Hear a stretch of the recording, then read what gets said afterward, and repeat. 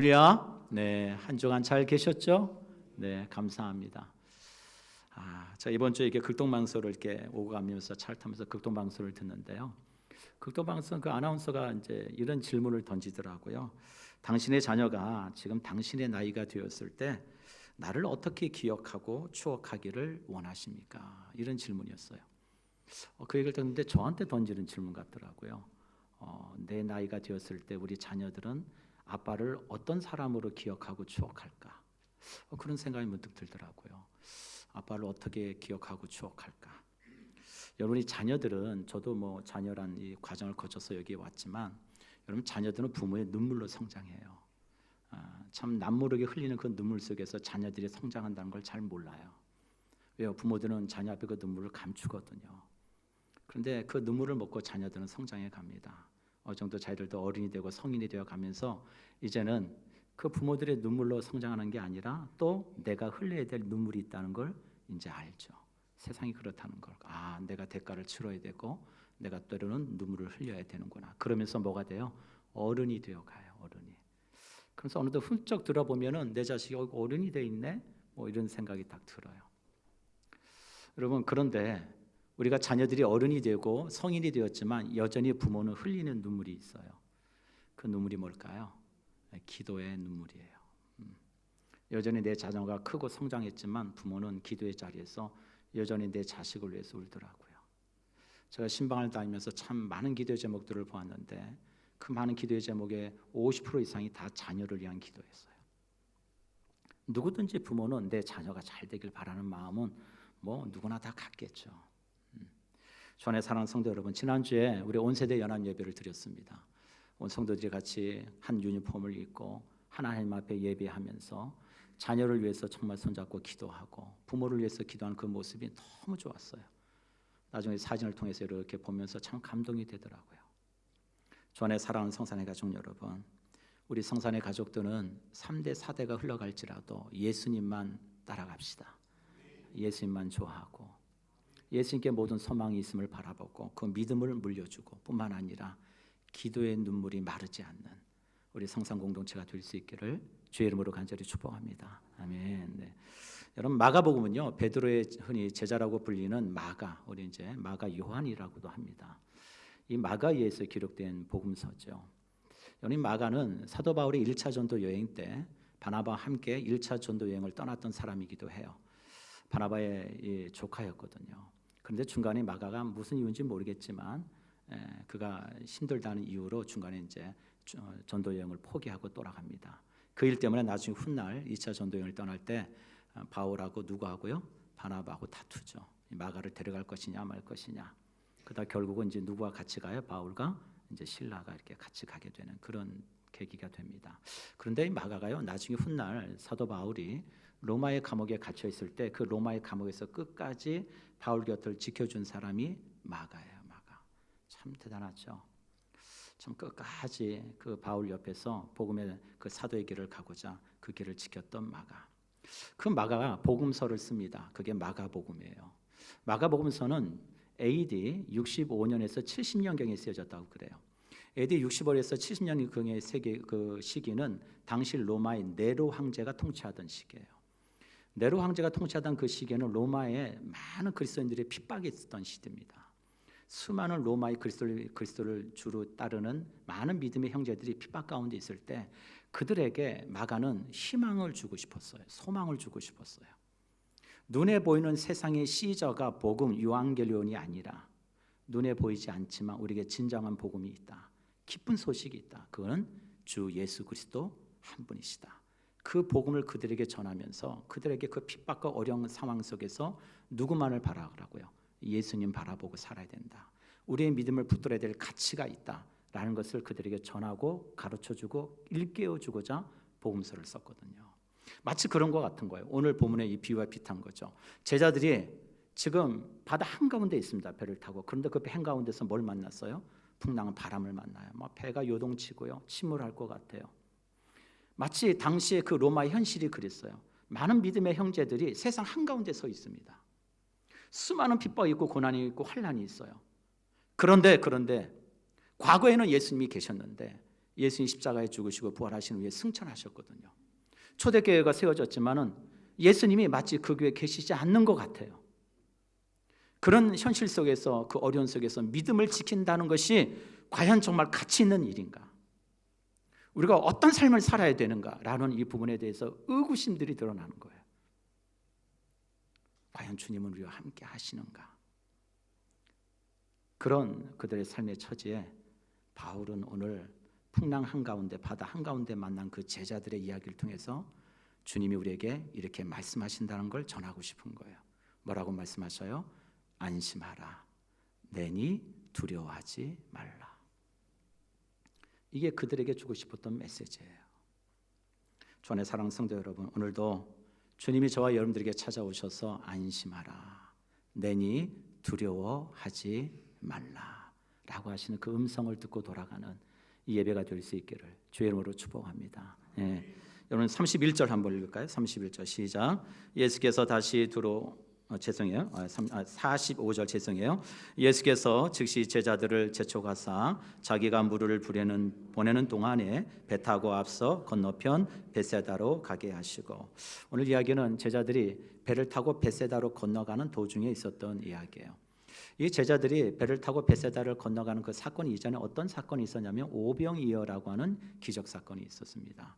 잘 아시다시피 한 소년이 가져왔던 그 자기의 도시락, 물고기 2마리와 떡 5개를 주님께 드림으로 인해서 무려 장정 남자만 5,000명이 먹고 12바구니가 남았던 정말로 초자연적인, 눈 씻고 봐도 이런 기적은 도저히 볼 수 없는 그런 놀라운 역사를 수많은 무리들이 경험하게 되죠. 그 모습을 본 수많은 무리들의 마음속에 감동이 왔겠죠. 와, 이게 정말 가능한 일이야? 저걸 행할 수 있는 예수님이라면 저분은 분명히 그리스도시겠다, 저분은 메시아겠다라는 마음들이 들었겠죠. 그래서 그 많은 사람들이 예수님을 임금 주로 삼으려고 사람들이 마음을 봅니다. 야, 저분을 우리가 왕으로 세우면 되겠다. 그러면 우리 유대가 곧 해방이 되고 우리에게 진정한 메시아 나라, 하나님이 약속하신 그 나라가 올 거야 라고 하는 그런 마음들을 가지고 예수님을 임금으로 삼으려고 합니다. 그 이야기가 요한복음 6장 15절에 보면 나와요. 같이 한번 읽어볼까요? 요한복음 6장 15절 시작. 그러므로 예수께서 그들이 와서 자기를 억지로 붙들어 임금으로 삼으려는 줄 아시고 다시 혼자 산으로 떠나가시니라. 여러분, 그 상황이 여러분 상상이 되세요? 사람들이, 수많은 사람들이 흥분하고 이게 도대체 어떻게 된 일이야? 저분이 하신 거래. 저분이 하신 거래. 야, 그러고도 남았어? 남았대. 그런 마음들이 그들의 마음속에 하나둘 모이더니, 야, 그러면 예수님 우리 왕으로 삼자. 분명 그분이 메시아일 거야. 그 사람들의 막 환호와 그 마음들이 모아지는 그런 것들을 누가 또 봤을까요? 제자들이 보고 있었겠죠. 제자들은 그런 마음속에 은치 그런 분위기를 즐겨했을지도 몰라요. 야, 우리가 모시는 스승님을 저들이 왕으로 삼으려고 그래? 그러면 야, 가만 앉아서 우리가 기다리기만 하면 모든 일이 착착착 되어가면 나중에 우리가 예루살렘에 가면 우리는 다 뭐 할 거예요? 한 자리씩 하겠구나. 여러분, 그런 생각들이 제자들의 마음이 없었을까요? 그런 마음이 있었다는 것을 성경이 이렇게 기록합니다. 마가복음 9장 34절에 보면 예수님과 제자들이 가버나움 동네에 이르셨을 때 제자들이 막 싸워요. 서로 누가 크냐, 내가 크냐, 네가 크니, 내가 크니, 네가 먼저니, 내가 먼저니. 왜요? 예수님께서 이제 곧 예루살렘에 들어가시면 그분이 뭐가 되실 거니까, 임금, 왕이 되실 거니까 이제 우리 서열을 정리하자, 이런 얘기죠. 근데 그 모습을 본 주님이 뭐라고 말씀하셔요? 누구든지 누군가에게 첫째가 되고자 하는 자는 뭐 하는 자가 되라? 섬기는 자가 되어야 된다. 제자들은 뭔가 잘못 오해하고 있는 거죠. 많은 무리들이 가졌던 생각과 똑같이 예수님께서 이 땅에 임금으로 오신 줄 알았어요. 왕이 되실 거라고 믿었어요. 그런데 아니요. 예수님이 이 땅에 오신 목적은 온전히 하나님이 보내신 그 뜻을 이루시고자 뭐가 되시려고요? 그리스도가 되시고자 오신 거거든요. 자신을 십자가의 대속에 물러드림으로 우리의 죄를 구원하시고자 오신 예수님이신데 제자들은 그런 마음이 없어요. 오로지 많은 무리들의 그의 환호와 추대 속에 넋이 나가 있는 그 제자들을 향해서 예수님이 뭐라고 말씀하시냐? 오늘 45절에 예수께서 즉시 제자들을 재촉하사 자기가 무리를 보내는 동안에 배 타고 앞서 건너편 벳세다로 가게 하시고 제자들을 부르십니다. 그리고 그들을 재촉하셔요. 재촉한다는 단어가 히브리어 아난카조라는 단어인데 이 아난카조라는 의미의 뜻은 억지로 무엇을 하게 하다 이런 뜻이에요. 그러니까 무슨 얘기예요? 제자들을 불러다가 예수님께서 뭐 하셨다는 거예요? 등 떠밀었다는 얘기예요. 억지로 니들 빨리 배 타. 빨리 배 타. 그리고 빨리 저기 뱃사다로 빨리 가. 예수님이 이렇게 얘기하셨다는 거예요. 여러분 이런 모습을 봤을 때 제자들이 좀 못마땅하지 않았을까요? 전 그랬을 것 같아요. 아니 갑자기 왜 지금 분위기 좋은데 사람들이 지금 예수님을 환호하고 임금을 살려고 그러고 지금 분위기가 너무 좋은데 이대로 가면 뭔가 역사가 일어날 것 같고 좋은 일이 일어날 것 같은데 왜 갑자기 예수님이 여기다 초를 치시지? 근데 왜 또 우리만 배를 타고 가라 그래 예수님은? 아마 좀 못마땅했겠죠.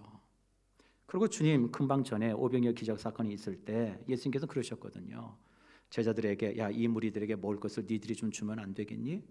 그러면서 그 제자들을 그 무리들을 예수님이 불쌍히 여기셨다 그랬어요.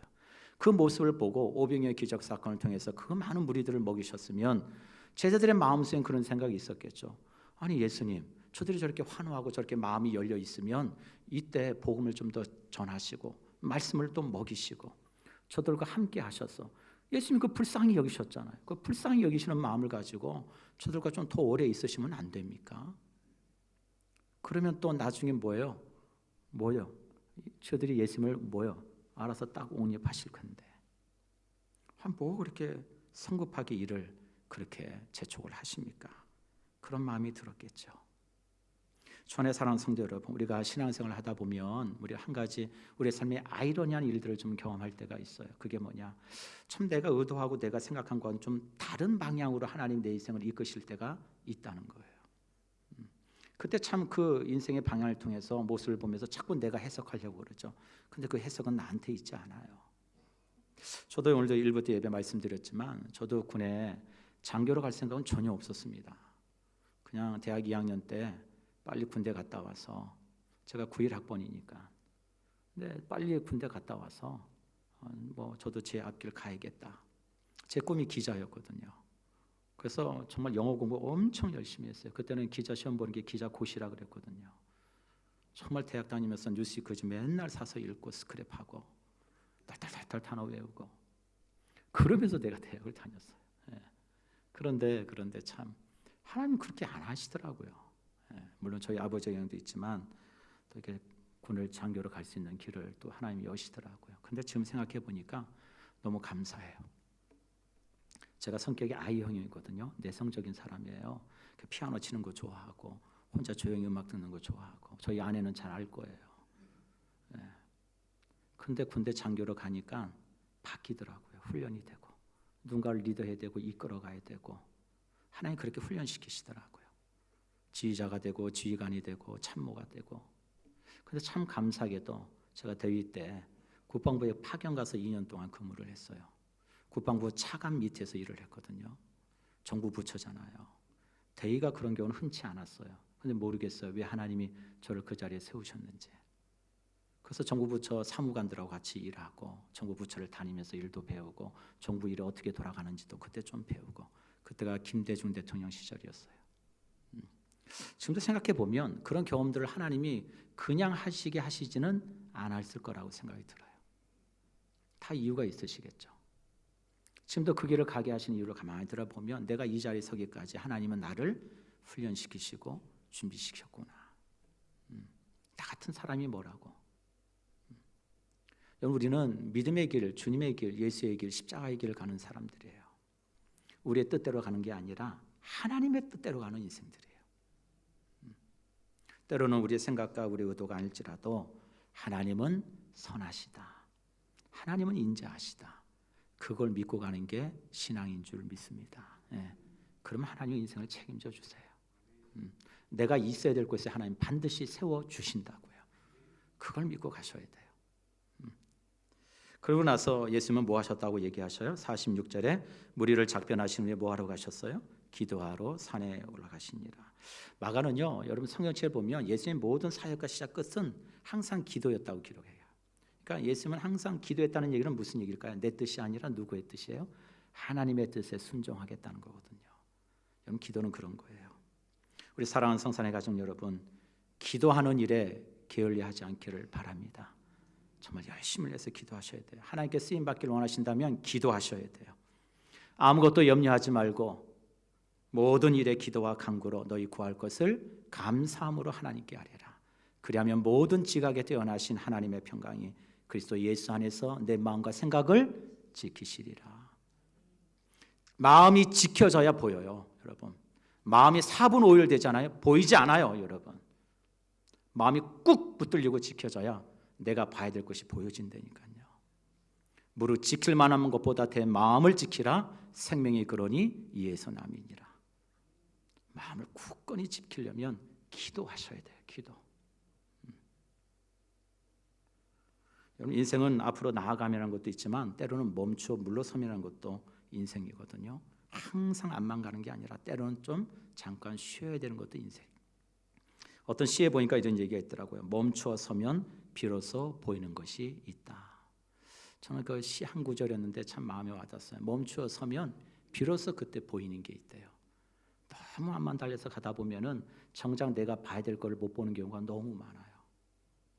근데 딱 멈춰 서서 딱 보면 아, 저거였구나. 이게 보여요. 그게 뭘까요? 저는 그게 기도의 자리라고 믿어요. 우리 인생을 막 달려가더라도 우리가 멈춰 서야 될 때는 멈춰 서고 우리가 봐야 될 것은 봐야 되는 그 자리, 그게 기도의 자리 아니에요? 너는 내게 부르짖으라. 내가 내게 응답하겠고 내가 알지 못하는 크고 비밀한 일을 내게 보이리라. 그게 기도의 힘이 있어요. 저와 여러분이 우리 성산의 모든 공동체가 정말로 기도하는 일에 열심을 냈어요. 우리 주님이 그랬던 것처럼 아버지요, 아버지의 원대로 되기를 원합니다 라고 기도하셨던 것처럼 우리가 주의 길, 십자의 길을 가기를 원하시는 우리 모든 성산의 가족들이 기도하는 일에 더욱더 은혜의 자리에 정말 주님을 떠나지 않는 믿음의 신실한 하나님의 사람들이 되시기를 주의 이름으로 간절히 축복합니다. 아멘. 우리 본문 47절 48절 한번 읽을까요? 47, 48 시작. 저물매 배는 바다 가운데 있고 예수께서는 홀로 무태에 계시다가 바람이 거스름으로 제자들이 힘겹게 노젓는 것을 보시고 밤 사경쯤에 바다 위로 걸어서 그들에게 오사 지나가시려고 하시매. 여러분, 이것은 두 곳의 배경이 보입니다. 하나는 제자들이 있는 바다라고 하는 환경이에요. 그것은 막 바람이 막 지금 일어나고 있어요. 그 또 하나는 예수님이 계시는 무치라고 하는 배경이 또 나옵니다. 그 무치라는 곳에서 예수님은 뭐 하고 계셔요? 기도하고 계셔요. 이 무트는 아까 우리 45절에 나왔듯이 산이거든요. 예수님 산에 오르셨다. 무트에 있는 산에서 좀 기도하고 계셔요. 여러분, 성경에 단순히 바다라고 하는 것을 그냥 우리가 생각하는 sea, 바다라는 개념으로 보시면 안 되고 성경에서 영적인 의미로서의 바다는 세상을 뜻하거든요. 세상. 제자들이 지금 예수님의 명령을 따라 배를 타고 세상 한가운데로 지금 나가 있어요. 배 타고 벳세다를 건너가거라 라고 예수님이 명령하심에 제자들이 배를 타고 지금 세상 한가운데에 가 있는데 지금 뭐가 그들을 힘들게 해요? 바람이 거스름으로 제자들을 힘겹게 하더라. 그래서 바람이라는 것이 헬라어로 아네모스라고 하는 이 단어인데 아네모스라는 뜻은 풍조라는 거예요. 세상의 풍조. 여러분, 세상의 많은 관습과 세상에 살아가는 방식들이 막 우리를 자꾸 뒤흔들고 흔들어놔요. 우리는 예수의 길을 가야 되는데 자꾸 세상의 방식들이 우리를 내버려 두지 않아요. 너 이렇게 해야 산다. 너 이렇게 안 하면 네 인생 망가져. 그런 세상의 많은 풍조들이 우리에게 날마다 도전해 옵니다. 그것을 인해서 우리의 마음과 심령이 흔들릴 때가 참 많죠. 그런데 예수님은 지금 뭐 하고 계셔요? 산에서 기도하고 계셔요. 여러분이 산이라는 개념을 우리가 구약 시대부터 성경에는 산이라는 개념이 참 중요한데 이 산은 유대인들의 믿음의 신앙의 근거는 이 산은 하나님을 만나는 거룩한 장소로 여겼어요. 그러니까 산이라는 건 그냥 마운틴 산이 아니라 누구를 만나는 장소라고요? 하나님을 만나는 거룩한 장소를 산으로 여겼어요. 여러분, 그래서 우리 교회 이름이 뭡니까? 한 10명만 아시고 나머지는 모르시네. 저희 교회 이름이 뭐예요? 성산. 성산이 문제야. 하나님을 만나는 거룩한 곳이라는 거예요. 저는 여러분들이 이 교회에서 정말 하나님을 꼭 만날 수 있기를 주의 이름으로 축복합니다. 하나님 만나는 곳이에요. 그런데 여러분은 주님의 명령을 따라 세상에 그 험한 바다의 제자리에 나가 있는데 바람, 풍조가 그들을 흔들어 놔요. 그게 우리의 현실이고 우리의 삶의 현장입니다.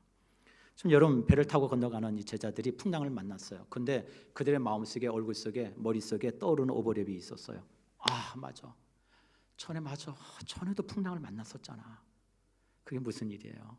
마가복음 4장에 나오는 거라사인이라고 하는 곳에 갈 때 풍랑을 만났거든요.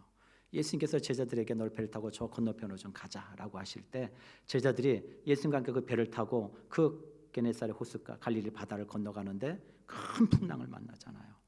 근데 그 풍랑을 만날 때 지금의 모습하고 좀 다른 게 있죠. 그때나 지금이나 똑같은 것은 예수님이 가라라고 해서 배를 타고 가는 건 똑같아요. 그런데 거라사인으로 갈 때 그 만났던 풍랑 안에는 누가 계셨어요? 예수님이 계셨어요. 근데 지금은요 예수님이 배에 계시지 않아요. 이게 위기예요. 그들의 마음속에는 큰 위기인 거예요.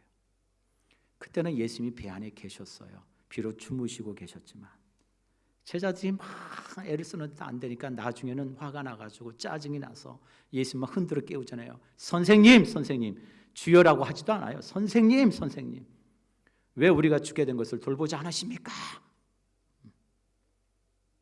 근데 주님은 일어나서 어찌하여 너희가 이렇게 믿음이 없느냐, 그렇죠? 책망하시면서 바다를 뭐 하셨어요?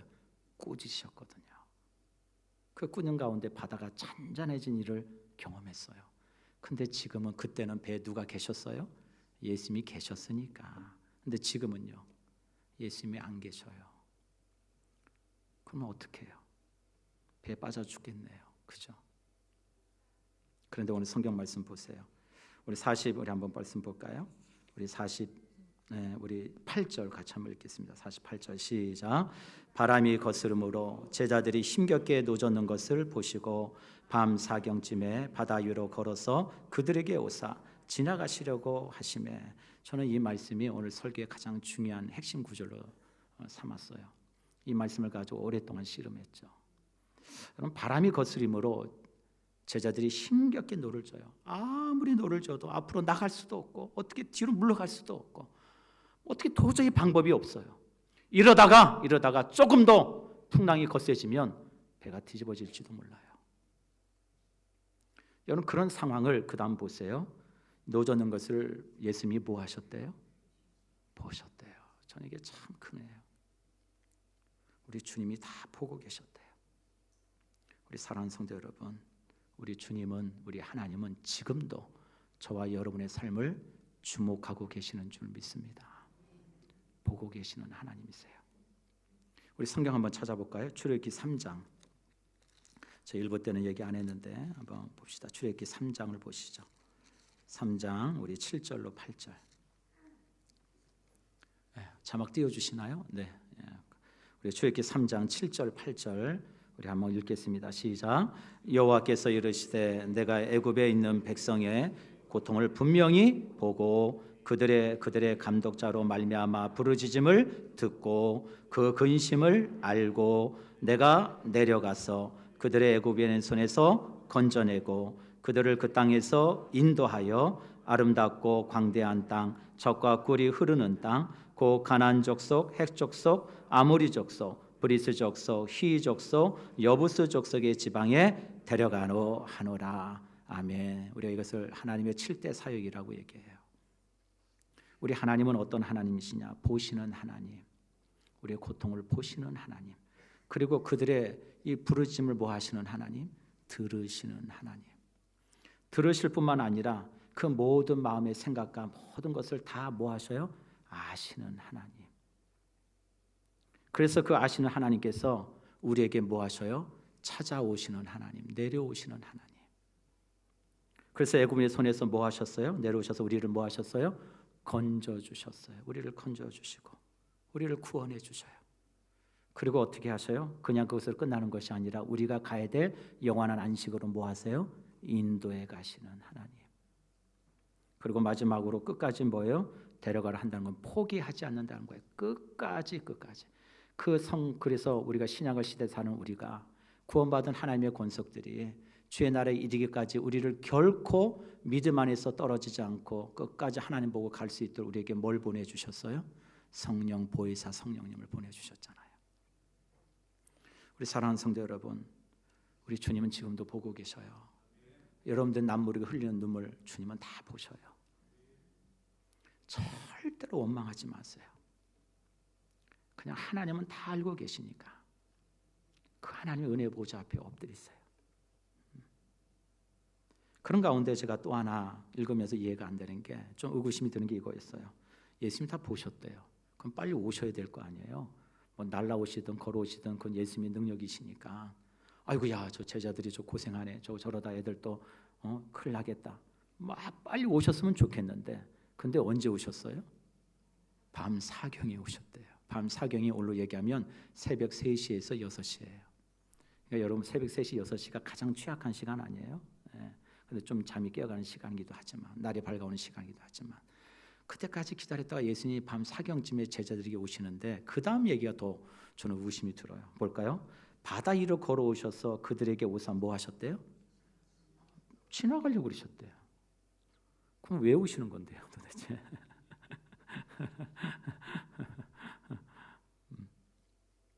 참 이 말씀이 좀 이해가 좀 안 됐어요. 다 보시고 아시고 찾아오셔서 물 위에 걸어오셔서 주님이 누구이신지를 제자들에게 보여주셨으면 얼른 배에 딱 오르셔서 안심하라, 내니 두려워하지 마라 라고 얘기하시면 더 좋을 텐데, 우리 주님은 그렇게 하지 않으시고 그냥 지나가려고 하셨대요. 성경 주석학자들의 책을 좀 찾아봐서 이것을 어떻게 해석을 했는가, 3가지로 해석을 했더라고요. 하나는 제자들의 믿음을 테스트해 보시려고 하셨다. 2번째로는 제자들이 예수님을 알아보고 예수님, 주님 어서 속히 저희 배에 좀 올라주세요. 저희를 도와주세요 라고 제자들이 예수님을 영접할 기회를 주시려고 그렇게 하셨다. 그리고 3번째는 그냥 그 상황을 제자들이 착각한 것이다. 여러분, 어떤 것 같으세요? 우리 주님이 그렇게 형편없으신 분인가요? 저는 그렇다고 생각하지 않아요. 우리 주님이 다 보시고 기도하시고 오셨다면 제자들을 뭐 하려고 오신 거예요? 건져주시려고 오신 거 아닙니까? 아마 제자들의 그 믿음을 아마 테스트해보고 싶으셨겠죠. 그런데요, 제자들의 반응이 참 재밌어요. 우리 49절 한번 볼까요? 시작. 제자들이 그가 바다 위로 걸어오심을 보고, 야, 영어를 보면 고스트라고 돼 있어요. 예, 진짜 유령이다. 예수님이 더 놀랬겠어요, 보고. 예, 유령이라고 나를? 예수님이 더 놀라셨을 것 같아요. 유령이다. 왜 제자들이 이렇게 반응을 했을까요? 왜 이렇게 반응을 했을까요? 그 답이 52절에 나와요. 왜 제자들이 주님을 보고 유령이다 라고 이렇게 소리를 질렀는지. 우리 52절 볼까요? 시작. 이는 그들이 그 떡 대시던 일을 깨닫지 못하고 도리어 그 마음이 둔하여졌어요. 참, 마음이 둔하여졌대요. 그런 제자들에게 예수님이 배에 오르셨어요. 이것들 아이고 그냥 이렇게 하시지 않으시고, 주님이 하신 첫 번째 말씀이, 한번 따라해 보시죠. 안심하라, 내니 두려워하지 말라. 아멘. 이 한 주 여러분 이 말씀을 꼭 붙들고 승리할 수 있길 축복합니다. 안심하라, 내니 두려워하지 마라. 여러분, 제자들이요 예수님과 더불어 오랜 기간 있은 마가복음 이야기를 비유를 들자면, 예수님께서 권위 있는 말씀으로 서기관들과 다른 말씀을 통해서 그들의 권위 앞에 하나님의 말씀의 권위가 얼마나 크신지를 보여주셨죠. 그리고 회당에서 한 귀신 들린 자를 쫓아내시는 걸 제자들이 봤죠.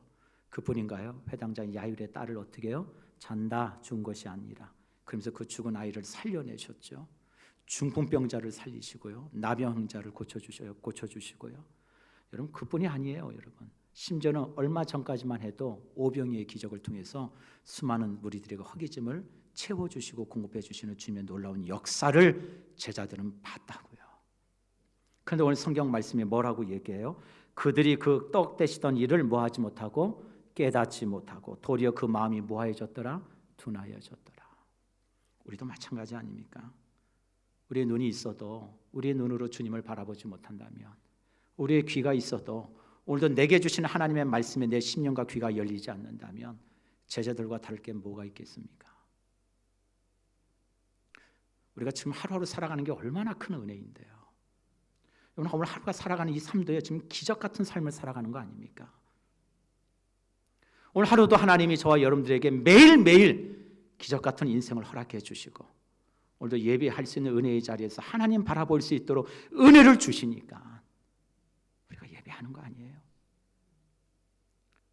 근데 그 자리에서 우리의 눈이 열려 있지 못하고 우리의 귀가 여전히 아둔하고 둔하여진다면 우리도 제자들과 다를 게 뭐가 있겠어요? 당시 로마의 압제 가운데 수많은 로마의 형제들이 극심한 핍박 가운데 믿음을 저버린 많은 형제들이 있었어요. 히브리서 11장에 그 이야기들이 많이 나옵니다. 어떤 이들은 목숨을 걸기도 했어요. 그런 믿음의 형제들에게 예수님께서 눈에 보이지 않아요. 예수님 승천해서 하늘로 올라가셨어요. 그러나 그 하나님의 영광으로 교회는 세워주셨는데 그 교회는 핍박이 있어요. 믿음을 지켜낸다는 게 여간 어려운 게 아니에요. 그런 그들에게 마가는 복음서를 통해서 그들에게 전하고 싶은 메시지가 있었어요. 우리 주님은 우리의 모든 현실과 고통을 뭐 하셔요? 보고 계신다는 거예요. 그리고 뿐만 아니라 그 주님은 우리에게 찾아오셔서 우리에게 뭐라고 말씀하신다고요? 안심하라. 내니 두려워하지 말라. 우리의 소망은 복음밖에 없다. 우리의 소망은 예수 그리스도밖에 없다. 그분도 우리를 위해서 이 땅에 고난의 종으로 오신 것처럼 우리가 이 땅을 살아가는 동안 고난을 받는 건 우리가 피할 것이 아니라 우리가 마땅히 감내해야 될 하나님의 영광이라는 걸 마가는 전하고 싶었던 거예요. 우리 사랑하는 성도 여러분, 우리가 이 한 주 살아가시면서 우리 성산의 모든 가족들은 하나님이 내게 주신 은혜를 잊지 않으셨으면 좋겠어요. 날마다 그 하나님의 긍휼하심 가운데로 덧는다는 사실을 고백하고 오늘 주의 음성을 듣고 내 삶의 자리에서 끝까지 충성을 다하고 소명을 따라 살아가는 우리 모두가 되시기를 주의 이름으로 간절히 축복합니다. 아멘. 우리 같이 한번 기도하시죠. 오늘 말씀을 붙들고 여러분 각자에게 주신 은혜를 따라 그 은혜가 내 안에 온전히 임하기를 하나님께 간절히 기도하시고 두 번째로는 우리 나라와 민족을 위해서 2주에 있을 대통령 선거를 위해서 같이 한번 기도하시고 세 번째는 우리 가정을 위해서 좀 기도합시다. 가정의 달이잖아요. 특별히 또 스승의 주일이기도 합니다. 우리 가정과 우리